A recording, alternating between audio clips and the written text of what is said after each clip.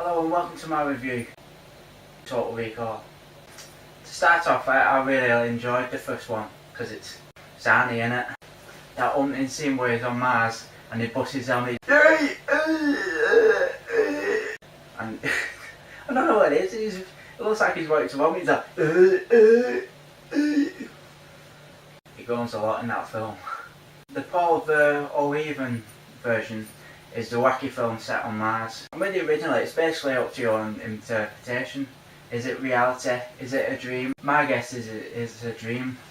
But imagine if he wakes up, he's never going to look at his wife the same. So I saw the remake, and this one's more loyal to the novel by Philip K. Dick. It's not set on Mars, it's more of a future realistic world. It's a future world where there's a division between the Federation of Britain, yes Britain, and the colony. Doug Quaid this time is played by Colin Farrell, and he is part of the colony. At the start of the film you find that Doug's been having some nightmares. And early on you don't know much about him, but I established pretty early I did care about the character. Now it is different early on from the 1990 version, because Doug had a fascination with Mars, and even if he couldn't physically step on Mars, he wanted the memory that he did do. In this version he kind of looks like a person who's been through a lot in his life. He just wants the nightmares to stop. So Augusta Recall bumps into the free-boobed lady from nowhere.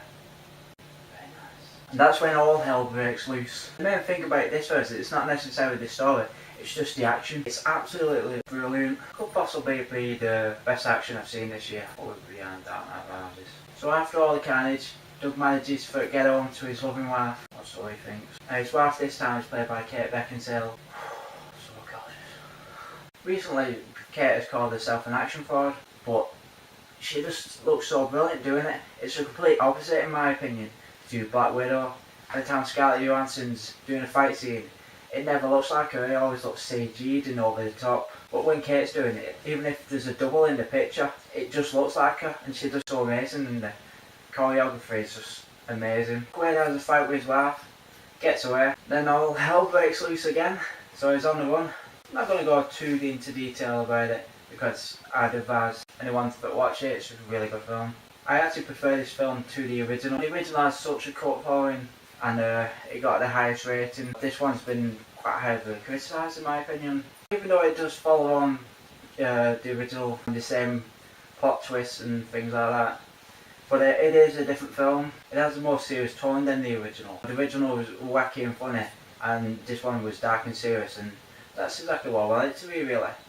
It's like taking Joel Schumacher's Batman Forever and then Christopher Nolan's Batman Begins. Two completely different takes on the same thing.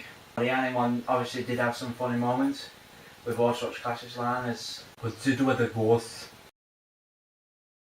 This film had great visuals, amazing action, and great fight choreography. The main thing that is different about the film is the characters. With Arnie, you don't fear because it's Arnie. No one can hurt him. You can have him against 50 people at the same time, and you know he's going to make it out. With Colin's character, he's quite vulnerable and innocent. At the start, you think he might be out of his depth, or when he starts to kick ass, it's quite a surprise, really. It's like Liam Neeson in Taken. You didn't really expect him to be that good. Kate, she's just an evil android under human skin. She just kicks serious bum in this film. Amazing. I give the film 4 out of 5. It's not brilliant. The action was amazing.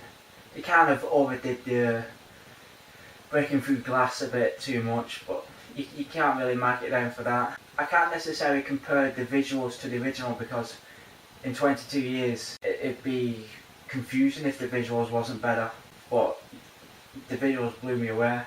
I mean, it's completely reminiscent of Minority Report. Both films are based from the novels from the same person, so it's similar. The show stealer in this film is Kate Beckinsale.